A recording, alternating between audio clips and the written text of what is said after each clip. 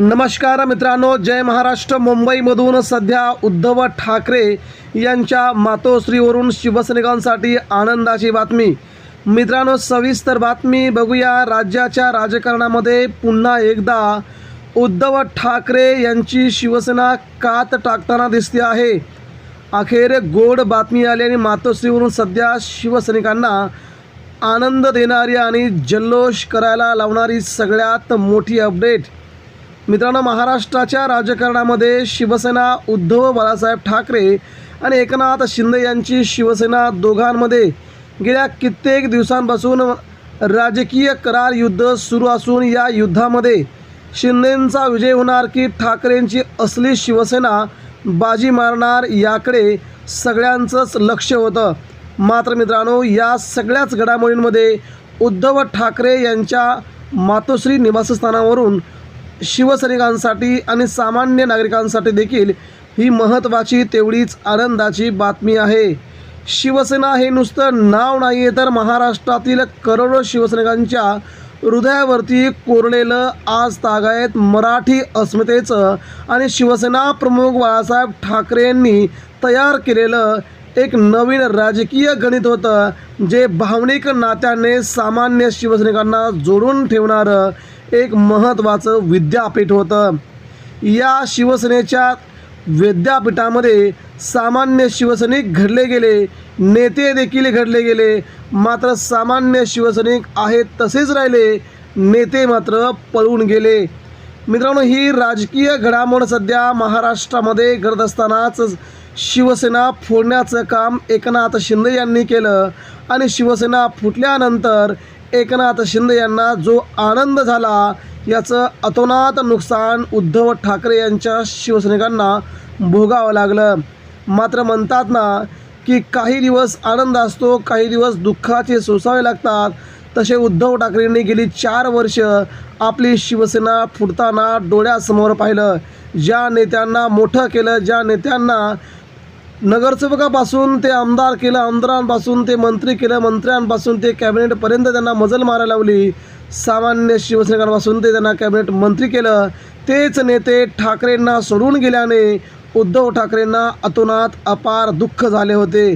मित्रांनो, एकंदरीत ठाकरेंची शिवसेना फुटल्याचं पाहून सामान्य शिवसैनिक दुखावला गेला होता, महाराष्ट्र दुखावला गेला होता. परंतु आता मात्र मित्रांनो, त्याच शिवसैनिकांसाठी नक्कीची आनंदाची आणि तेवढीच महत्त्वाची बातमी आहे.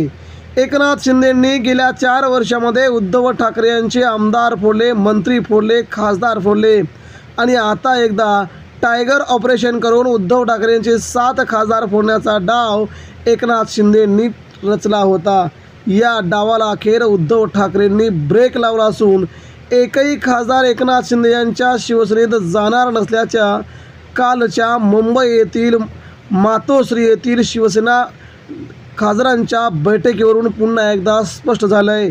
एकनाथ शिंदे उद्धव ठाकरेंचे खासदार फोडणार, शिवसेना पुन्हा एकदा फुटणार का, याकडे सगळ्यांचंच लक्ष लागलं असताना उद्धव ठाकरेंनी डॅमेज कंट्रोल करण्याचा प्रयत्न केला आणि तात्काळ मुंबईमध्ये आपल्या खासदारांची बैठक लावली. या बैठकीला जेवढे 9 खासदार निवडून आले होते, 9च्या 9 खासदार या बैठकीला उपस्थित होते.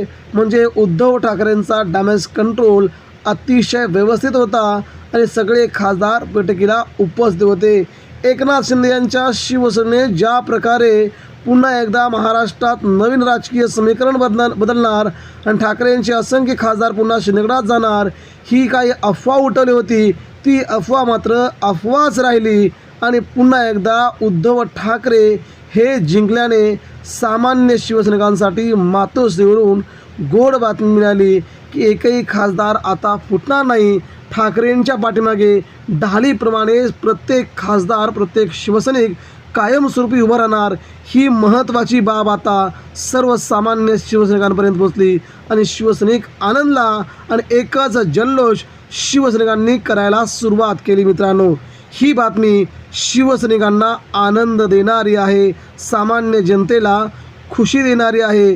यामुळे मित्रांनो, महाराष्ट्राच्या राजकारणामध्ये उद्धव ठाकरे हे जिंकल्याचं अपार आनंद हा शिवसैनिकांना झाला आणि दुःख मात्र होतं आहे ते एकनाथ शिंदे यांच्या नेत्यांना. कारण एवढं प्लॅनिंग करून देखील शिवसेना खासदार न फुटल्याने त्यांना मात्र आता माघार घ्यावी लागली. एकंदरीत मित्रांनो, महाराष्ट्राच्या राजकारणामध्ये आता शिंदे सेना कमी होत चालली असून पुन्हा उद्धव ठाकरे यांची शिवसेना वाढत चालली. हे महाराष्ट्राचं समीकरण पुन्हा एकदा सुरू झालं आहे. ते ठाकरेंसाठी आनंद जे देणार आहे, सामान्य कडवट शिवसैनिकांना जल्लोष करायला होणार आहे. आपण देखील यावरती आपल्या प्रतिक्रिया द्या. महाराष्ट्रात पुन्हा ठाकरेच किंग होणार का? प्रतिक्रिया द्या.